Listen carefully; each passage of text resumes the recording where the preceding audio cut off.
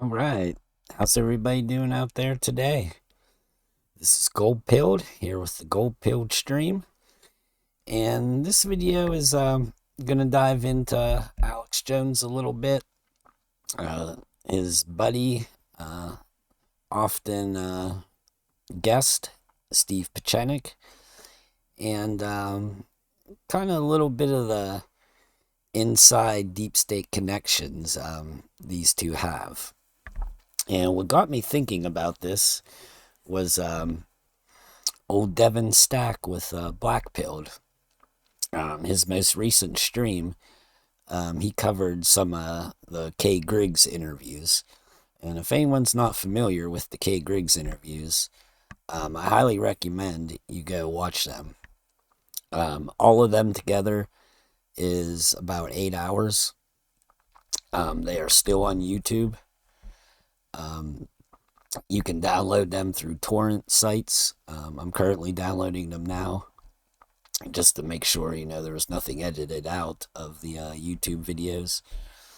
But her insight into the high levels of the military is very eye-opening. And she comes off as being quite genuine. Um, not like um, being just another psychological operation with her interview. She actually seems genuine. And it was done back in 1998, which was kind of pretty much before the whole truth movement, ever started, widespread. So I believe she has a lot of credibility going for her. So based on that stream Black Pill did, um, it got me thinking about Alex Jones and Steve Pacinic. And Black Devin, he even touched on that subject, but in typical Devin fashion, he didn't call out Alex Jones and InfoWars for what they are. Um, he pretty much pandered to his audience again to keep the shekels rolling in. Um, I'm getting really sick of the truth movement not calling out what needs to be called out because they don't want to offend, or scare away their shekel donators. And Devin's been doing a lot of this lately, and he's really been losing a lot of respect from me. I really like his, social, racial insights and the Hollywood propaganda and stuff, but he's just coming off more and more as another IIA, limited hangout operation.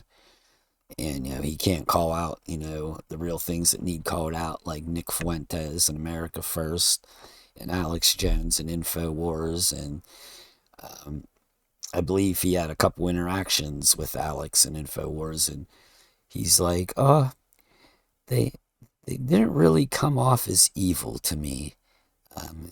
Like they don't have an ulterior motive, or and then he left it up in the air, like, oh, I really don't know what Alex's angle is, and blah blah blah. It's so obvious. I mean, what Alex and Infowars is so clear.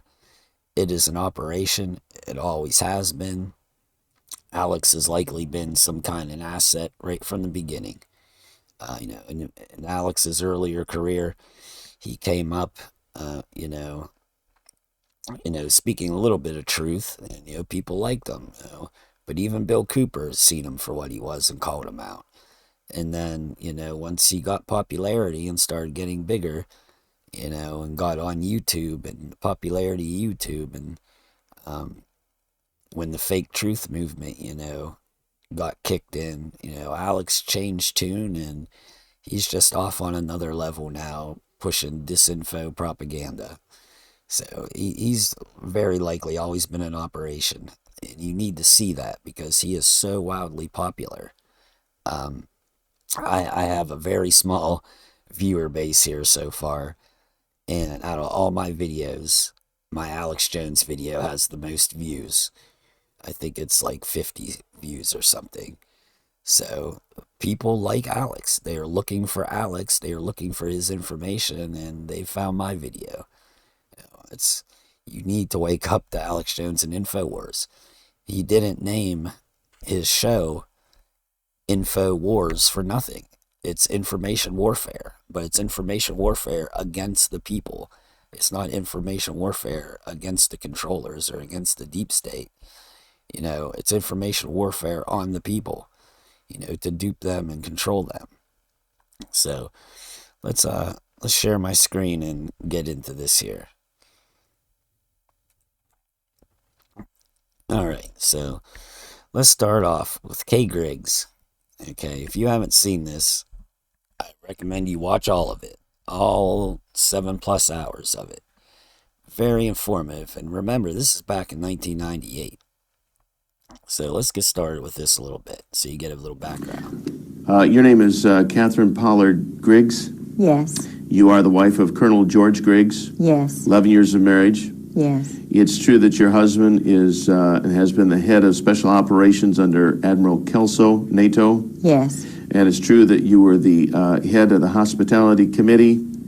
Yes. You were the member of the executive board of NATO's Wives Club? Absolutely. And also that your husband's background includes NATO Defense College in Rome? Yes. Princeton class of 1959? Yes. His intelligence career, his spy career began in Vietnam? Yes. And it's also true that it continues unto this day? Absolutely, under General Wilhelm. And that your husband was the liaison between the White House and President Jamal of Beirut, Lebanon, at the time of the bombing of the Marine barracks in Lebanon? Yes. And in fact, your husband was an alcoholic. Absolutely. And probably Incredible. is to this day. Absolutely. And during these drunken stupors, he would, so to speak, blab on and tell you everything he knew about the intelligence community. Everything. Nothing was hid. No. It was like he wanted to relieve himself and unburden his heart. Yes. And so he told you everything that you now know about the Yes. intelligence community. Yes. And that you are talking about. And in fact, he told you that they knew the bombing was coming down in Yes. Beirut before it occurred. Absolutely. And also, by your association with him, you have come to understand and know that this, as shocking as this may sound to the people who are viewing this, that the United States military is literally run by sexual deviants heavy on the homosexual side. Truly. And that in the United States military, people like Jeffrey Dahmer and Kaczynski and McVeigh and Oswald and a host of other people who have a sexual deviant background, primarily homosexual, these individuals are actually sought out by people within the military, The Army. for the Army, for advancement into intelligence type work, because they are so easy to control. Yes. And they actually become mind slaves, and that the U.S. military, literally, as outrageous as it sounds, is a mind control operation. Yes. Totally now. Totally now. They've gotten rid of the good folks, like MacArthur. Got rid of them, one by one. Good. Totally take over. All right. Let's talk about the individual who told you that we've never actually been an enemy of the Soviet Union, that somehow that's all just been a scam. Who was that individual? My husband. When the first 3 years we were married, he was drinking 3 or 4 straight gins, vodkas a night, a bottle of wine, and a beer machine beside his desk. I only knew him 2 months before he asked me to marry him. He'd been married before, and his first wife was a total alcoholic. Now, someone would ask, why would you marry a man after... No. Okay, so that gives a little, run up to Kay Griggs' history. And it's kind of jaw-dropping, The top level of the military is controlled by sexual deviants leaning on the homo side. And that's how they get everyone under their power, through the blackmail and the extortion, that's linked to these sexual deviancies. And this doesn't apply to just the high-level army, military. This is, widespread throughout the government. This is how they get their players all playing ball. I mean, just look at the whole Epstein network. that has come out. That's how they control and manipulate. And her husband was a part of that.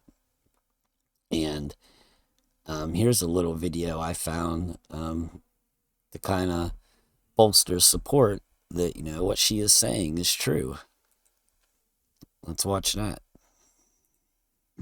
The U.S. Army War College colonel accused of downloading tens of thousands of images of child pornography was in court this morning, along with his wife, who testified against him. News 8 Cumberland County reporter Matt Barcaro is live on the telephone from Hamden Township with today's developments in the case. Matt.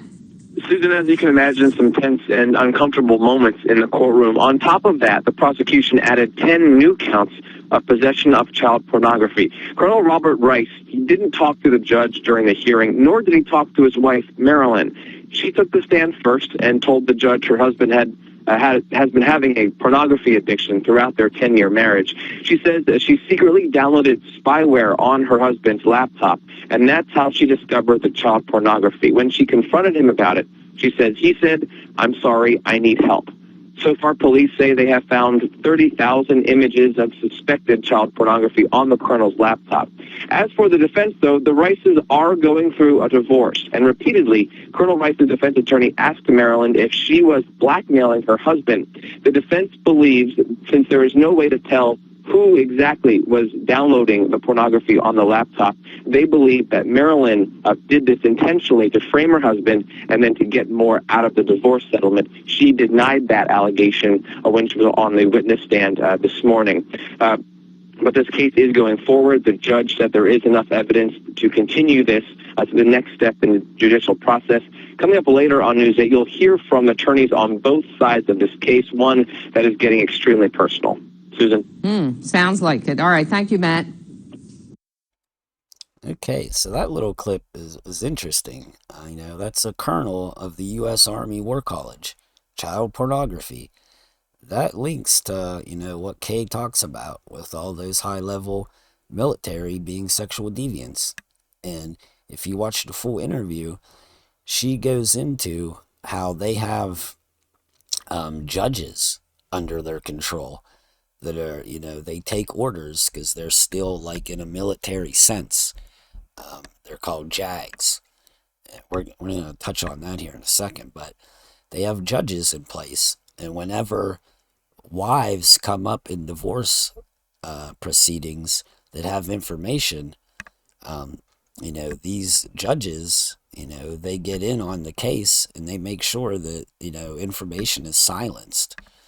And it's interesting that, the wife of this colonel they happen to be going through a divorce. And the child porn, info comes out. And, you can see by this news interview that they're already trying to paint the picture that she was just trying to blackmail him. And she is likely the downloader of it. So that's them covering. And they probably have one of those JAG judges in place to handle this. It just reaffirms what Kay was saying. And it was interesting that right in the opening clip, they mentioned the Soviet Union and how we've never been enemies with them. We've pretty much been helping them, the entire way. Well, this links to next topic I'm touching on here, and that's let's hold off on that. Let's do this one quick video, then we'll get in that. This is about the judges I just mentioned. And this is regarding old Ron DeSantis. He is one of those JAG lawyers. So let's watch this clip from Kay explain it. That's very interesting. But I'm being strangled financially by this Army intelligence group, JAG group, that my husband... Not JAG, is that JAG? JAG, Judge Advocate General.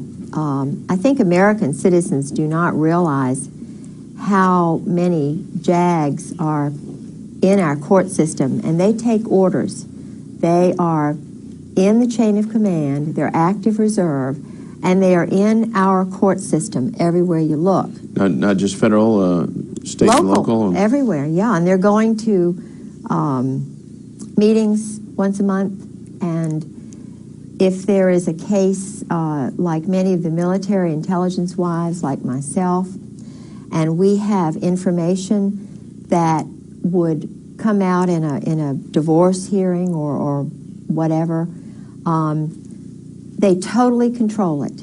It is Judge John Moore in my case in Virginia Beach is an Army Ranger. He is active reserve. He's a VMI Army colonel. He's a graduate of VMI. In Virginia Beach, in the courts, there are at least 6 judges, and I'm including commissioners in that, because in Virginia we have a system where the commissioners do the lot of the decisions, and all of these in Virginia Beach who take care of military wives are military judges. No, you missed the term VMI. What is that? Well, VMI is Virginia Military Institute, and it's where General Marshall, the Marshall Plan, went to school. It's a little West Point. There's a lot of tradition there, but it's based on the Greek sort of Spartan military concept. And my father went to Washington and Lee, which is also in Lexington. And I know that there is some sort of, I won't say cult, but there probably is some sort of club? Secret society. Okay. And so it's very, very tight clique. But what I was trying to say is that the judges are military men, and they're not independent. They take orders. They take orders. There's a chain of command, and in my particular case and the other 11 military wives whom I have met so far, there are many, many more, but they've all been handled the same way. That's not a normal divorce at all.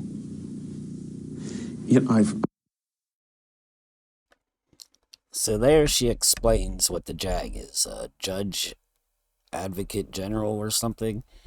But old Ron DeSantis is one of those, and they're kind of priming him as a possible presidential candidate, making a presidential run. So, he's in the club, they say, she said they take orders. There's a chain of command. And I wonder how many more are there. And it'd be interesting, that video, the child porn of the colonel in the Army War College. It'd be interesting to see who the judge of that was, and what connections he has to the JAG. So let's move on. Now, back to the Russia-Soviet Union, it being a whole facade, story, just a Cold War to bolster the military pretty much, and solidify power. Well, we want to move on to Steve Pacinic. Now, he's been on InfoWars numerous times. Alex, loves him on there. Alex, affirms everything he says like it's truth. And Alex pushes Pacenic's messages. So that means Alex is knowingly pushing what Pieczenik puts out. I mean, Alex is clearly playing ball. He's part of the club. He's, just one of the assets. And who knows? Pieczenik might even be Alex's handler. He's been on enough times and pushed enough information. He very well likely could be, his handler. So here's a little bit of history on Pieczenik. He holds a PhD, MD, and it's in psychiatry. And he's been in the United States Department of State official. And he was born in Cuba of Jewish parents from Russia and Poland, and was raised in France. So he's able to get around. He's Jewish, coming from Russia and Poland. That's the perfect scenario of the infiltrators of our country. And he went and got his degrees, and he's right in there at the high levels of government. And his main thing was Deputy Assistant Secretary of State under Henry Kissinger, Cyrus Vance, and James Baker. Well, if you know Kissinger, that means Pacinic is up to no good. And all of them, Vance, Baker, and likely Kissinger, they're all CFR members, Council of Foreign Relations. And Steve Pieczenik himself was listed as a CFR member, even though it's been scrubbed from the internet now. And his expertise, they say, includes foreign policy, international crisis management, and psychological warfare. And that's the same department at the top of the military that Kay Griggs goes into, is so heavily controlled. The Marine Special Operations, their psychological warfare, their SEAL teams, all the specialist groups. They're all under the control of that now. And Steve Pieczenik is one of those people that she's speaking about. So, right there, Steve Pieczenik, he's an agent. He's an agent for the system. He's consulted with the United States Institute of Peace and the RAND Corporation. If you know what RAND Corporation is, you know their shady dealings. So he's a consultant with them. And I believe he currently has a company now. I forget what it's called. We'll move over here. This Last American Vagabond piece. He has some company. It's like Strategic Operations, something he's CEO of. I thought it said in here, but anyway, this piece from Last American Vagabond talks how old Pacinic was he was a diplomat to Soviet Russia, helping to instigate the collapse of the communist state in 1991. So, we were never enemies with them to begin with. Behind the scenes, they were just, probably collaborating and, using them as the, world theater stage. And, Steve Pieczenik, he was just in on the, perceived collapse of the communist state. So he was actively involved in the relationship, to the Soviet Union. And if you look into, what they did in the Soviet Union, to bring about this, so-called collapse, they consider it a silent coup or bloodless regime change. And that's, it's relevant to our current U.S. politics. And it says here, Pieczenik explains the effectiveness of soft strategies as tools for destabilizing the USSR, noting firstly how religion was used externally to bring about an internal rise in the Russian Orthodox religion to undermine the atheist regime in the Kremlin. Boy, you see anywhere else where religion is being used? America, right-wing Christians. A second soft tactic was to demonstrate for top Soviet military leaders the effectiveness of modern U.S. weaponry against Soviet tanks and other systems. This allowed the Soviet leaders to grasp the dominance and power already in play, effectively neutralizing the Soviet military without engaging. The third element was creating economic hardship for the Soviet Union, which they really could not comprehend. It was a tactic of Reagan's Strategic Defense Initiative, was largely a tactic of smoke and mirrors to force the Soviets to respond by overspending on obsolete defense programs. It was a Cold War arms race bluff, and it destabilizing their financial system. And then the fourth component was greatly concerned was cultural, involving the creation of a fissure between the younger and older generations of Soviet Russia, achieved primarily by exposing Russians to American rock and roll music, which was at the time highly revolutionary for the Soviet culture. So there is just, what do they call it, like demoralization bringing in American rock and roll to demoralize the society, active measures. And that's all been used on us. And then there's fifth element, process of negotiations that took place between the Soviet Politburo and American intelligence agencies for the deconstruction of the communist elements of the Soviet state, initiating the sequence of events that became known as the Perestroika. This was systemic and psychological warfare and negotiation with members of the government and Soviet elite, which neutralized the Soviet Union, allowing for a collapse of the communist component, a regime change.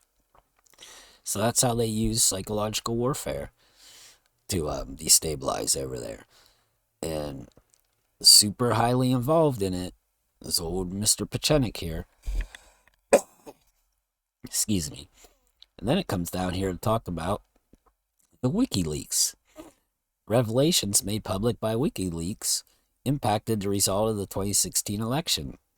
The timing of the releases and the overtly partisan nature of their contents targeting only Democrat campaign revealed a clear bias, opening the door to speculation of a connection between Julian Assange and deeper state actors in both the Russian and the American intelligence communities. So they're thinking that WikiLeaks was pretty much fed specific information to leak.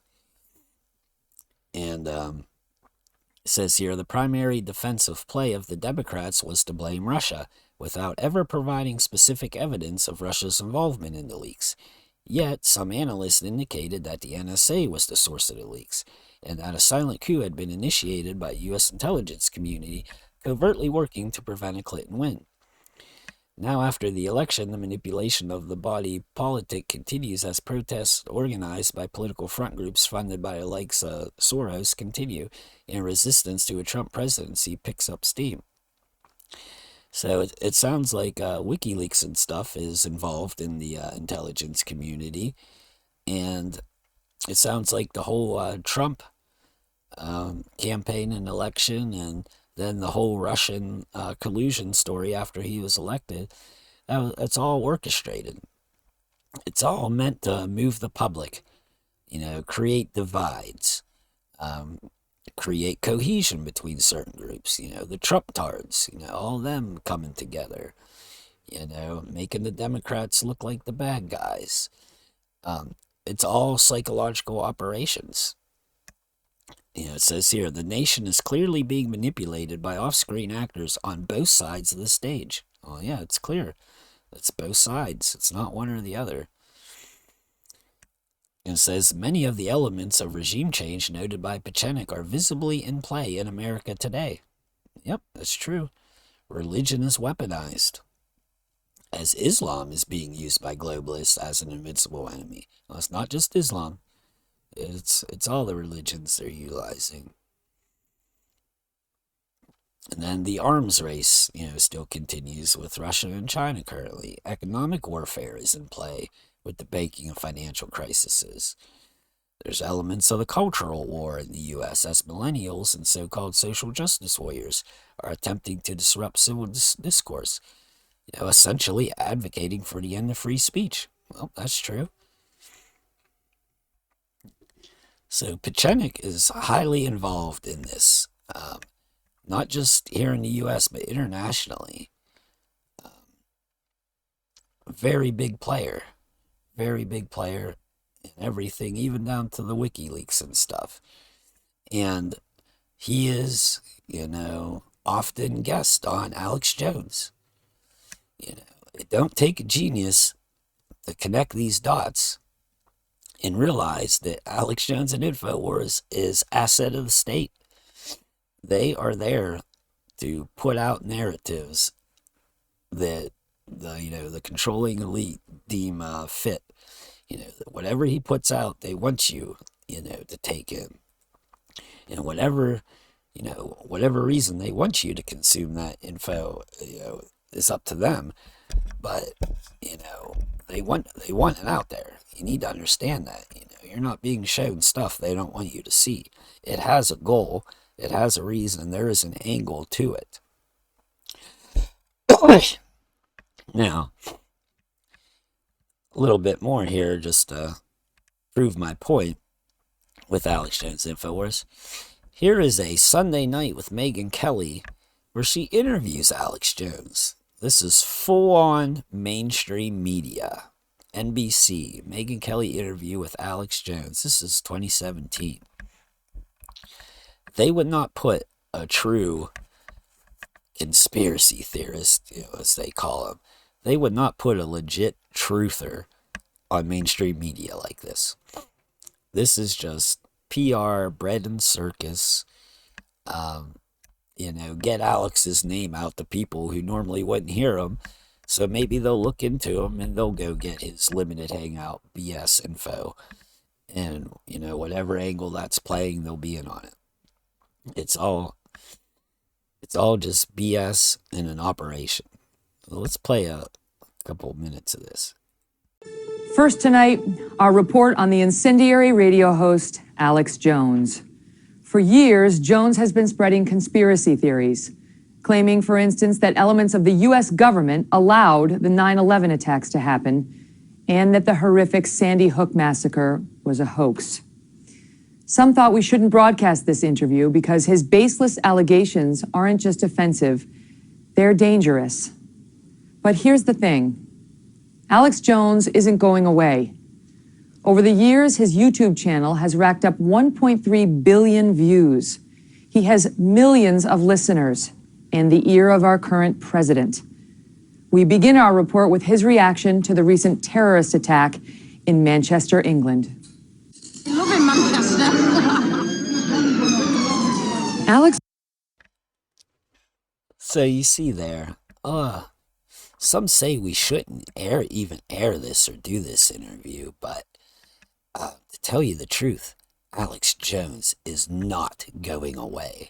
Almost like rubbing it in your face, like he's not going anywhere. He will continue to push false propaganda in your faces and lead you astray. Ha ha ha.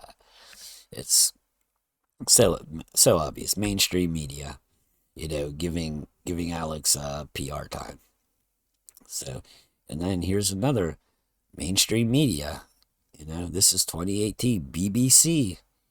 And this is about the InfoWars tech giants and responsibility of publishers. So is this a key moment for the tech giants, how they now prepare to take responsibility as publishers for what they share with the world? Joining me from New York is Divya Narendra, a Harvard contemporary of Mark Zuckerberg, who reached a settlement with Facebook in a dispute over the original of the idea dramatized in the film The Social Network, and Jaron Lehner in Dublin, a virtual reality pioneer and author of 10 Arguments for Deleting Your Social Media Accounts Right Now. Good evening to both of you.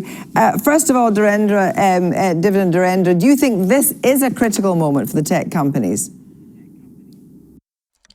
Okay, so this was back right after the whole YouTube censorship started kicking in and they were banning people, and Alex Jones was kind of the first big name to go, and there was such a big stink about it. And I've talked about that in past videos where his censorship on YouTube was orchestrated. It was planned. It was designed to steer the truth movement. So this wasn't them censoring his voice because they didn't want you to hear him. This was part of where they wanted to take the truth community. So this is right after, and mainstream media having a hit piece on pretty much free speech on the social media sites, and the main hit thing is Alex Jones. You can see him back here on the screen because that's what they're talking about, him being censored. So this next video is a little off the point of the whole censorship part there. I'm missing something with the whole, well, maybe not. Yeah, this is just promoting Alex after his censorship. I thought I had something else to put in there about the censorship, but yeah, this was 2018. This here is 2017, and this is right at the censorship area. So this here is another kind of PR piece, inside edition, about Alex Jones. And, these are all right around, see, 2017, 2018, 2017. It's all when he got censored on YouTube. And this is all mainstream media PR for him. So they're promoting him in mainstream media, and that's, I don't know what their angle is, but it's promotion. They're promoting their guy. And this is all his ex-wife. He's really unhappy and disturbed person, and he treated me so badly, and making him look like the bad guy, and making his supporters double down on him. But here's the little interesting tidbit of that. And I spoke about this regarding his previous court depositions. It's so unfair to the child. Kelly claimed in court that Alex Jones' violent outbursts prove he is not a fit parent. His lawyer countered by making the surprising argument that Alex Jones is playing a character on his show and is actually a performance artist. Jones swiftly denied those claims in this message. I am completely real, and everybody knows it. Is this acting or is this real? That's definitely him. He's a rage-filled person. Alex has hit hard against his ex. So right there, she's trying to, get some custody of her kids because he took custody of them. And in court, she was, laying out her claim. And Alex's lawyer said that he's just playing a character. What exactly was it? Rage-filled person. Alex has him. He's knows it. Those claims. A performer. Alex Jones is playing a character. Just playing a character, and he's a performance artist. That's his lawyers, arguing. I know they're trying to win the case, but that's the truth. They're telling the truth. He's a performance artist playing a character. And actually, it's not quite the truth because he's an intel agent, an intelligence asset playing the character. I mean, it is so obvious of what he is. I don't know why he is still so popular and people cannot see it. I mean, and it's not even like his information still has any value. Like, you would keep, tabs and watch his info just to get some of the good pieces, but still dismiss it because you see him for what he is. He has, pretty much no good information. You can get any and all information that he puts out somewhere else from a better source with probably more detail. So he has nothing of value to offer the truth community, but people still just love him. It just shows how low IQ and how low intelligence the general population is. That, they find these people and they just latch on to them, and they don't have the intelligence to, move on to the next stepping stone, as I've spoken in previous videos. It didn't take me long to move on from InfoWars when I first started my truth journey. Like I said, he was one of the first that I got into. I quickly seen him for the hypocrites and, the BS put out there, and I moved on. But so many just can't do that step. They can't, they can't reach gold pill. So, Alex Jones, complete shill, intel agent, always has old Steve Pacinic on, which is psychological warfare, operations. He's those very high level people that Kay Griggs talks about. Steve Pacenic's on there pushing. And all that Steve Pieczenik connection, now over here, they were thinking involved in the WikiLeaks and whatever. If anyone's ever seen the episode where Pacinic, and after the Trump election, they were saying how Trump getting elected was a coup. The top military or something selected him and then did an operation to get him elected. And that operation was, the Cambridge Analytica for Trump to do all the buzzwords to get all the conservative support. It was the WikiLeaks, damning the Clinton campaign there at the end. It was a whole operation to get Trump put in there at the behest of these top-level, military deep state actors. And the whole thing was largely taking place in mainstream through InfoWars' show, through Alex Jones.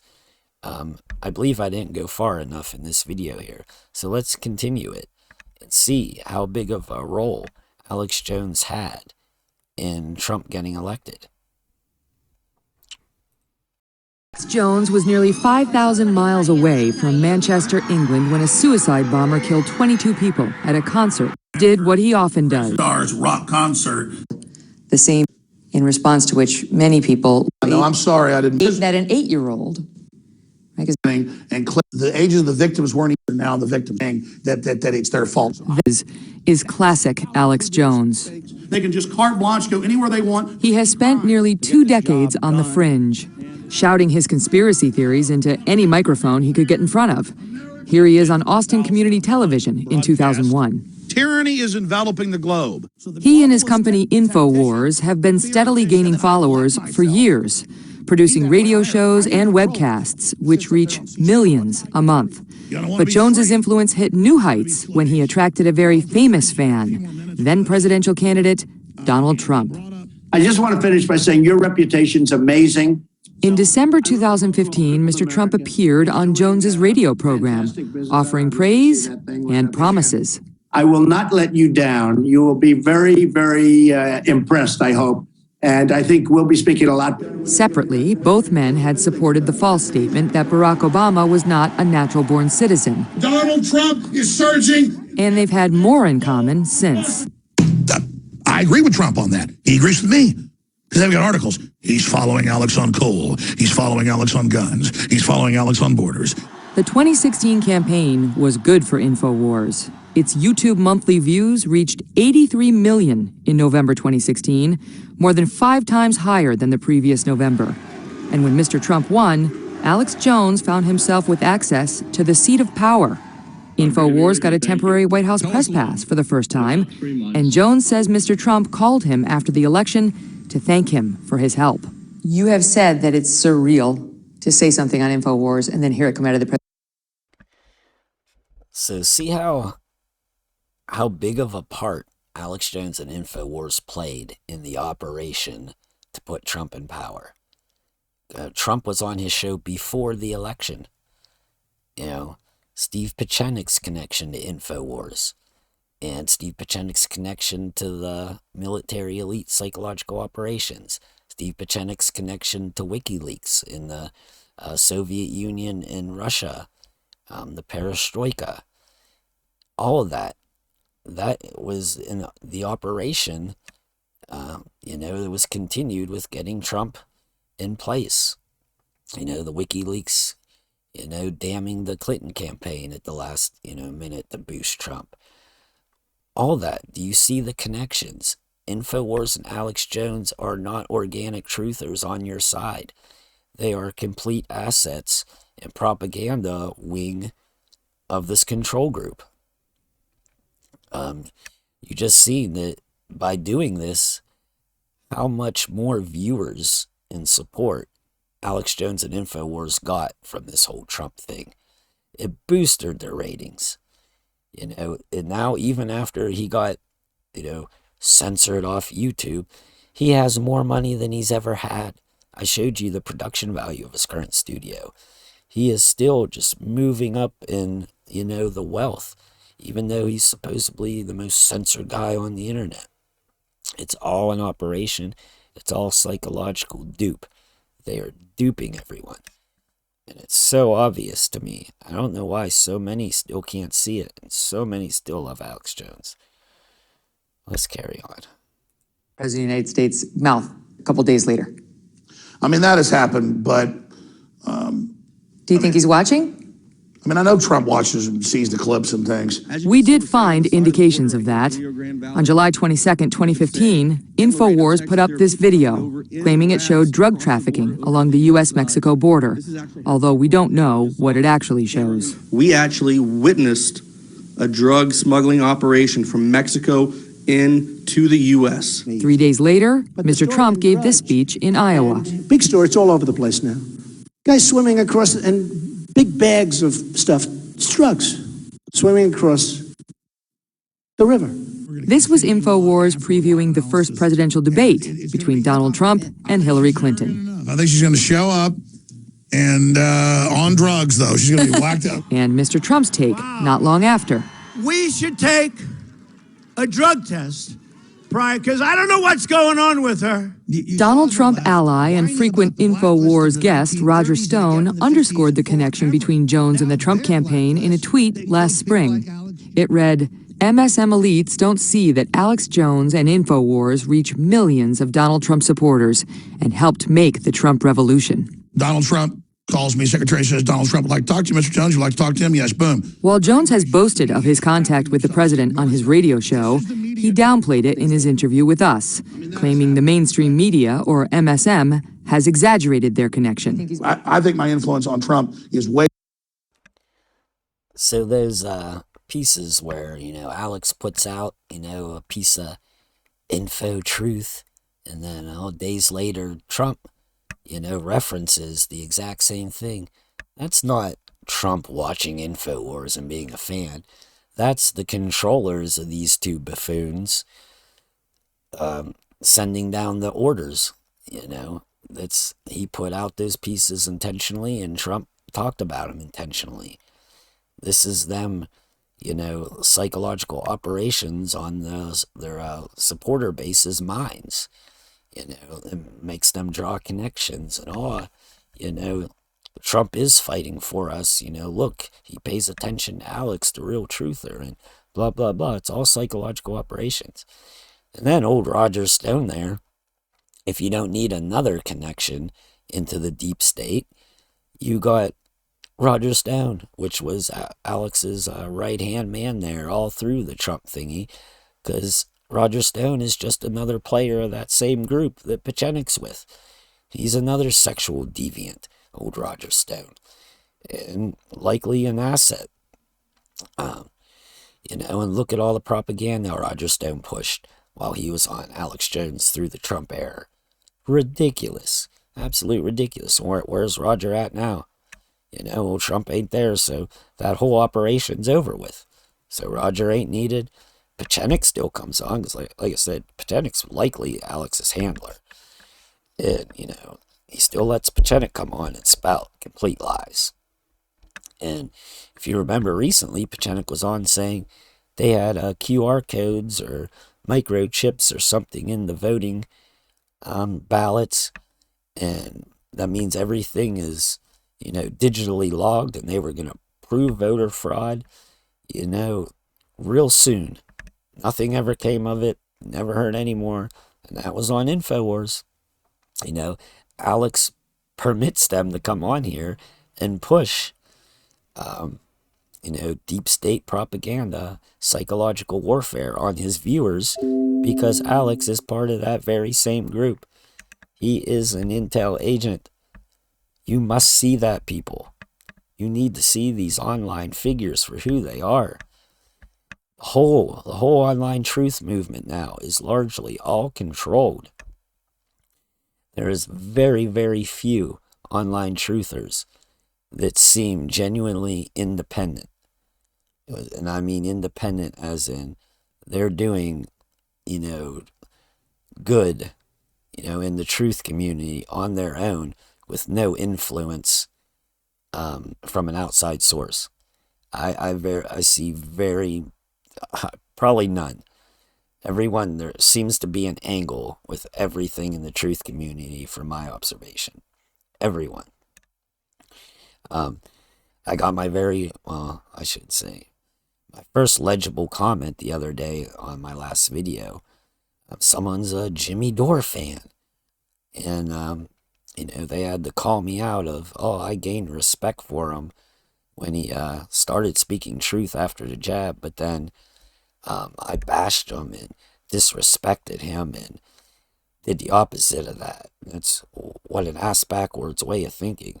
I'm pretty sure I was clear about my views in that video. So people get fixated with these internet daddies that tell them truth and, supposedly speak truth. And it makes them feel like their voice is being heard. So they connect with these online mouthpieces. And, they develop a connection with them. And they will defend them, till the end. And it's ridiculous. You get rid of your internet daddies. Nothing online is very, likely genuinely serving, for your rights. They have such control over it. It would blow your mind if we could see the details of it. So, I don't know if there's anything else left here. Way lower than what MSM has said. Well, what kind of access do you have? He's just called sometimes and, talked about politics or thanked me, stuff like that. That's it. Would you describe yourself as friends? No. Friendly? Sure. And how many times has he called you? I don't want to get into all that. What is it, do you think, about Alex Jones that President Trump finds so amazing? That's a scary question. Charlie Sykes is a conservative writer and contributor to... The connection Alex and Trump have is they're controlled by the same hand behind the scenes. That's the connection. So, that pretty much concludes my thing. Highly recommend you watch this Kay Griggs interview. She goes into a lot of, who are the controllers, how they do it. It relates clear back to mafia, where mafia have a hand in this upper level control system of the military and pretty much everywhere. It's like I said, it's not just, the military. They've played this infiltration and control out pretty much over the whole political spectrum. And the media, everything, corporations, they got them all. They got them all in their pocket, and most of it's through the sexual deviancy. And a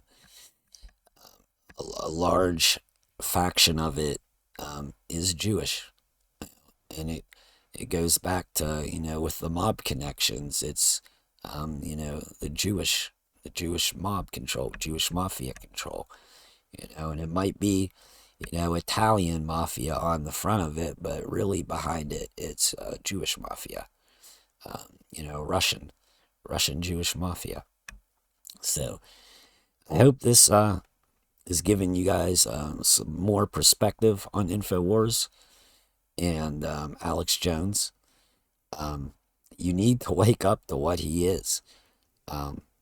It's sad that my most watched video was about Alex Jones, because that just shows how many people still just love the guy and still think he's fighting for you when he is completely controlled through and through.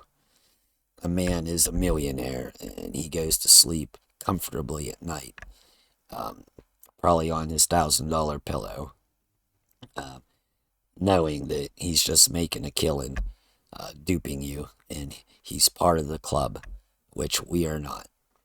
So, please everyone, wake up. Wake up to this truth movement. The state of the truth movement is so pathetic right now. It's sad. Like I said, pretty much the whole community that I see online is being manipulated in some way, and they're permitted because there's an angle to it. It don't matter how much truth you think one is putting out, there's very likely a hidden angle in there that's doing the job that they want because they're permitting it. So, everyone, take care out there. Please strive for the gold pill. Everyone needs the gold pill. You find the gold pill, we will start to change things. Take care, everyone. Peace.